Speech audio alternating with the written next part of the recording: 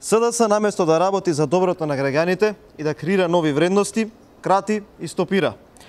Се што знае да работи СДС е блокирање, укинување и уривање. Владата на СДС го поништи тендерот за изградба на катна гража во центарот на Охрид, проект со кој требаше да се реши проблемот со паркинг места во Охрид и значително да се растерети сообраќајниот метеж. Со стопирањето на овој проект, СДС свесно дозволува да продолжи сообраќајниот хаос во најголемиот туристички центар во земјава. Возачите ќе бидат приморани да ги паркираат автомобилите по улиците и тротоарите, а со тоа да се ставаат во потенцијална опасност и животот на пешаците. Ветуваа промени и решавање на проблемот со сообраќајниот хаос, а сега од кога се на власт гледаме дека тоа биле само лаги и празни ветувања.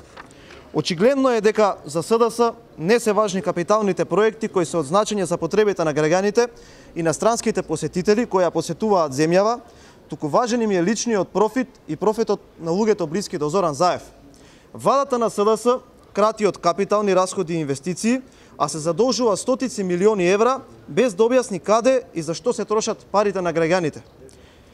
Наместо да го направат Охрид пријатно место за охриѓани и за туристите, СДС уште од првиот ден по локалните избори почнаа да се занимаваат со уништувањето на градот како во времето на Александар Петрески.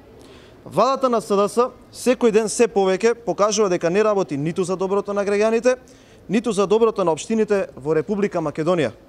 СДС покажа дека нема намера да реализира ништо добро за охриѓани и Охрид, а единствениот проект на оваа расипничка влада ќе биде уништувањето на најголемиот туристички центар во Македонија. Ви благодарам. Ова е наменска пресконференција само за оваа тема. Во текот на денот ќе има повеќе пресконференции кои ќе ги обработат другите теми поврзани со изборите. Ви благодарам. Зашто држите да го не дозволувате прашање? Кој те баш што